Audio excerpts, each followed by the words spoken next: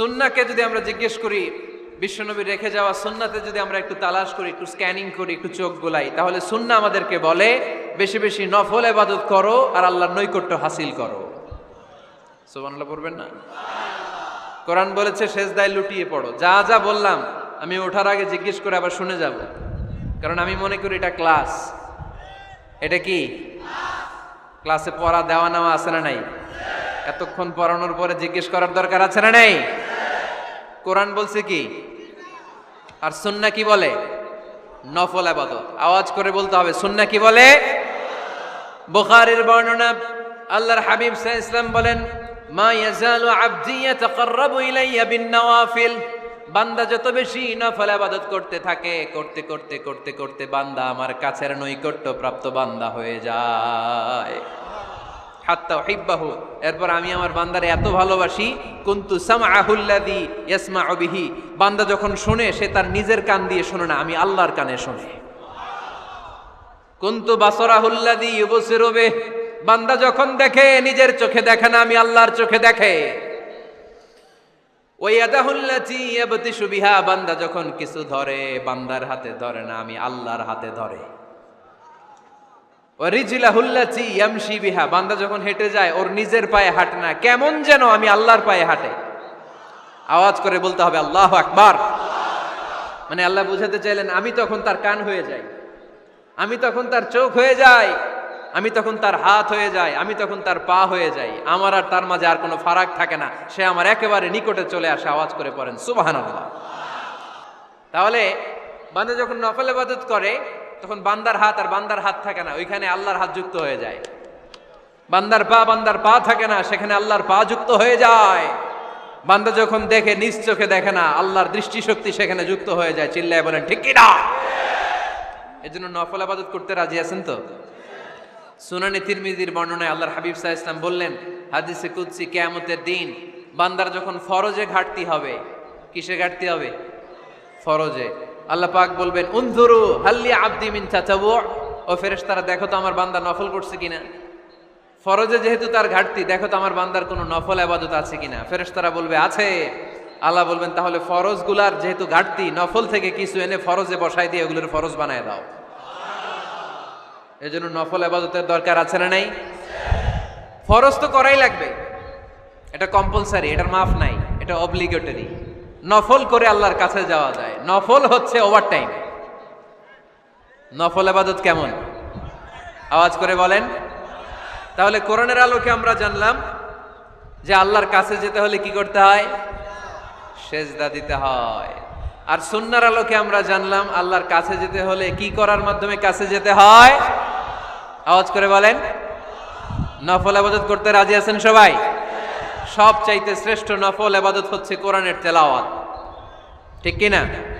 আল্লাহর হাবিব সাল্লাল্লাহু আলাইহি ওয়াসাল্লাম বললেন, নফল ইবাদতের মাধ্যমে আল্লাহর কাছে যেতে চাও, নৈকট্যপ্রাপ্ত বান্দা হতে চাও, আফদলুল ইবাদাতি তিলাওয়াতুল কোরআন। সবচাইতে যত নফল ইবাদতের লিস্ট হতে পারে, এই লিস্টে র্যাঙ্কিং এ 1 নাম্বার থাকবে কোরআনের তেলাওয়াত। এই কোরআন তেলাওয়াত করতে রাজি আছেন তো? তাহলে কোরআন তেলাওয়াত করব। 2 নাম্বার তাহাজ্জুদের সালাত পড়ব। কিসের নামাজ? হুজুর ফজরই পড়তে পারি না। ফজরই যে ফজর পড়ে তার জন্যই না তাহাজ্জুদ, ঠিক কি না? ফজরই তো পড়তে পারি না, তাহাজ্জুদ করব কখন? তাহাজ্জুদ পড়লে আপনার মর্যাদা বাড়ায় দিবে কে? রব্বুল আলামিন বলেন, ওয়া মিনাল লাইলি ফাতাহাজ্জাদ বিহি নাফিলাতাল লাকা আসা আন ইয়াবআসাকা রাব্বুকা মাকামাম মাহমুদা। তাহাজ্জুদের নামাজ যারা পড়বে তাদের মর্যাদা বাড়িয়ে দেয় কে? আল্লাহ। কারণ ওই মুহূর্তে আল্লাহ প্রথম আকাশে নেমে আসেন আর ডাকে, আলা মিন মুস্তাগফিরিন আগফির আলা। কার ক্ষমা দরকার? ক্ষমা চা, ক্ষমা করে দেব। আলা মিন মুস্তাকসিন আকসুলা। কার খাবারের দরকার, পোশাকের দরকার, চাও দিয়ে দেব। চাও, কার কি লাগবে চাও, আমি দিয়ে দেব। এজন্য শেষ রাতের দোয়া আল্লাহ কবুল করে। এই যে রমজান আসতেছে না সামনে, কোন মাসে রমজান? এপ্রিলে। সেজদায়ে নত হও, অশ্রু ছাড়ো, প্রভুর শরণে হৃদয় গাড়ো।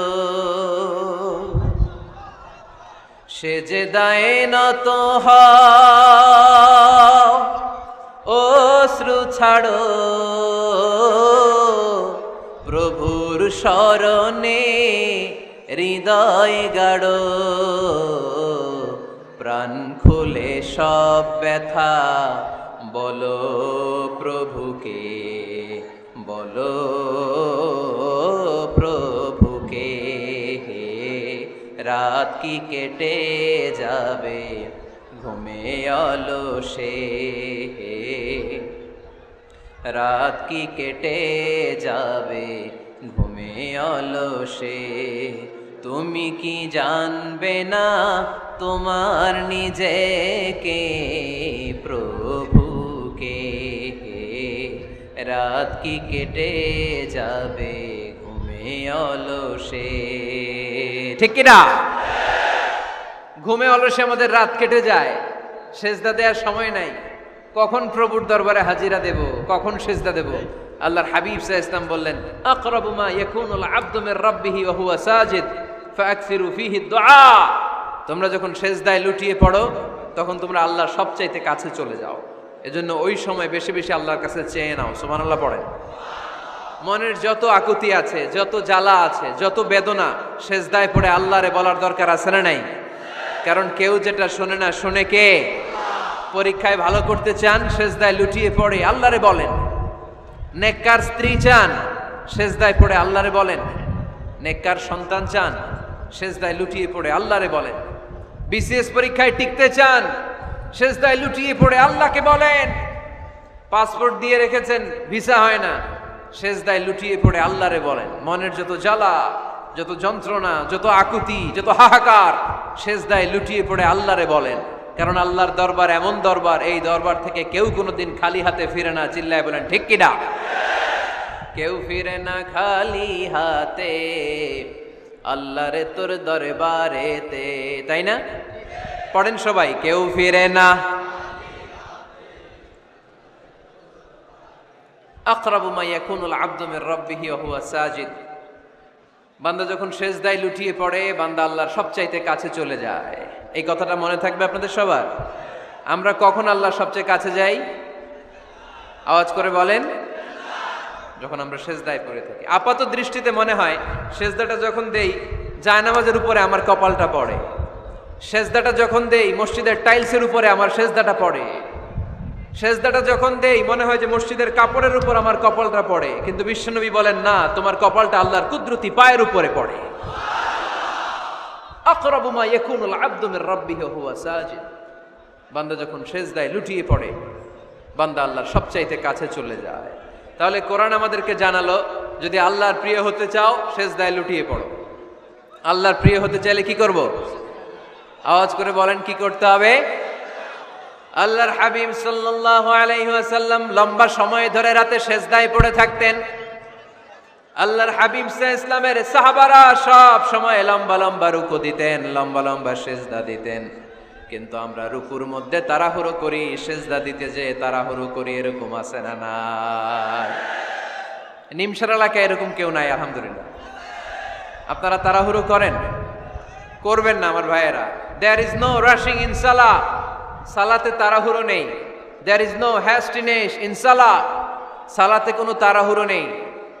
সল্লু সালাতান মুআদ্দিআ। এমন ভাবে নামাজে দাঁড়াবেন মনে করবেন এটাই হতে পারে আমার জীবনের শেষ নামাজ, ঠিক কি না? পারফর্ম দ্য সালাহ as if this is your last and final prayer. এমন ভাবে মুসল্লায় দাঁড়ান মনে করেন এটাই হতে পারে জীবনের শেষ নামাজ। This is my last chance. এখন বাজে 3:30।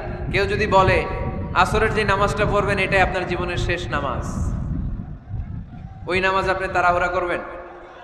কথা বলেন। আরে কাঁদতে কাঁদতে আপনি শেষ। এত সুন্দর ওযু বানাবেন, এত সুন্দর আতর মেখে জায়নামাজ বিছিয়ে পাঞ্জাবিটা পরে আপনি নামাজে দাঁড়াবেন। রুকুতে কি সুন্দর রুকু করবেন, লম্বা সময় সেজদা করে চোখের পানি দিয়ে তো সেদিন আপনার জায়নামাজ আপনি ভিজিয়ে দিবেন, ঠিক কিনা? কেন এমনটা করবেন? কারণ আপনি জেনে গিয়েছেন এটাই আমার শেষ নামাজ, তাই না? তো প্রতিটা নামাজের সময় এই জিনিসটা ভাবলে সমস্যা কোথায়? আমরা যে আরো আধা ঘন্টা এখানকার সবাই বেঁচে থাকবো কোনো গ্যারান্টি আছে? আরো 10 মিনিট হায়াত পাবো, গ্যারান্টি? 5 minute, 2 minute. শ্বাস যেটা নিলাম, ব্রেথ ইন করলাম, এটার ব্রেথ আউট করতে পারবো, কোনো গ্যারান্টি আছে? তো প্রতিটা সালাতের মুসল্লায় যখন দাঁড়াই, এই চিন্তাটা আমাদের মাথায় আসে না কেন যে এটাই আমার শেষ নামাজ? সল্লু সালাতান মুআদ্দিয়া। আমার প্রিয় কুমিল্লাবাসী ভাইয়েরা, যখনই নামাজে আমরা দাঁড়াবো, আমরা ভাববো হতে পারে এটাই আমার জীবনের শেষ নামাজ, এটাই জীবনের, ভাবা যাবে? আর লম্বা চূড়া রুকু করবেন, লম্বা সেজদা করবেন, রুকুতে পিঠটা সোজা রাখবেন। আল্লাহর হাবিব সাল্লাল্লাহু আলাইহি ওয়াসাল্লাম যখন রুকু করতেন, পিঠটা থাকতো স্ট্রেট ফরওয়ার্ড, বাঁকাও না, উঁচুও না। ওয়াকানা বাইনা যালিক। সাহাবারা বলতেন আল্লাহর হাবিব সাল্লাল্লাহু আলাইহি ওয়াসাল্লামের রুকুর পিঠের উপরে পানি ভর্তি কোনো গ্লাস রেখে দিলে গ্লাসটাও কাঁপবে না, পানিটাও পড়বে না। তার মানে বাঁকা ছিল পিঠ, তাই না? কি ছিল? সোজা। আবার আল্লাহর হাবিব সাল্লাল্লাহু আলাইহি ওয়াসাল্লাম বললেন সবচেয়ে বড় চোর যে নামাজে চুরি করে। সাহাবারা বললেন কাইফা ইয়াসরিকু ফিস সালাহ, নামাজে কেমনে চুরি করে? আল্লাহর হাবিব সাল্লাল্লাহু আলাইহি ওয়াসাল্লাম বললেন ইয়াসরিকু ফি রুকুইহি ওয়া সুজুদিহি, রুকু সেজদায় চুরি করে। এরকম নামাজ চোর আছে না নাই? রুকু থেকে সোজা হয়ে দাঁড়িয়ে কয়েক সেকেন্ড আপনি রিল্যাক্স করবেন। প্রথম সেজদা দিয়ে আপনি সোজা হয়ে বসে কয়েক সেকেন্ড রিল্যাক্স করবেন। কি করবেন? রিল্যাক্স। আওয়াজ করে পড়েন সবাই, রিল্যাক্স। নামাজে তাড়াহুড়ো নাই, সালাত হচ্ছে মেডিটেশন, রিল্যাক্স। এক সেজদা দিয়ে বসে আপনি রিল্যাক্স করবেন ধীর স্থির ভাবে, এরপরে দ্বিতীয় সেজদায় যাবেন। অনেকে সেজদা প্রথমটা দিয়ে কোন রকম মাথাটা তুইলেই আবার সেজদায় দৌড় মারে, আছে না নাই? রুকু থেকে স্ট্রেট ফরওয়ার্ড দাঁড়ানোর কথা, দাঁড়িয়ে 1-2 সেকেন্ড রিল্যাক্স করার কথা, ওইটা না করে রুকু থেকে কোন রকম মাথা তুলেই আবার সেজদায় দৌড় মারে, এরকম ডাকাত আছে না নাই? এরাই সালাত চোর। আমরা যেন নামাজ চোরের খাতায় নিজেদের নাম না তুলি, আমরা যেন বেশি বেশি আল্লাহর সেজদা দেই। তাহলে কোরআন আমাদেরকে জানালো আমরা যদি আল্লাহর কাছে যেতে চাই কি করতে হবে? বইলা গেছি? খাইয়া ফেলাইছি?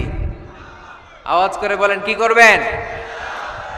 আল্লাহর হাবিব সাল্লাল্লাহু আলাইহি ওয়াসাল্লাম সব সময় লম্বা লম্বা সেজদায় পড়ে থাকতেন। আল্লাহর নবীর সাহাবারা সব সময় লম্বা লম্বা সেজদায় পড়ে থাকতেন। আল্লাহ বলেন তারাহুম রুকআন সুজদা। আপনি দেখবেন আল্লাহর নবীর সাহাবারা আবু বকর, ওমর, উসমান, আলী রাদিয়াল্লাহু তাআলা আনহুম আজমাইন, তাদের স্বভাব ছিল বিপদে পড়লেই লম্বা লম্বা সেজদায় পড়ে যেতেন।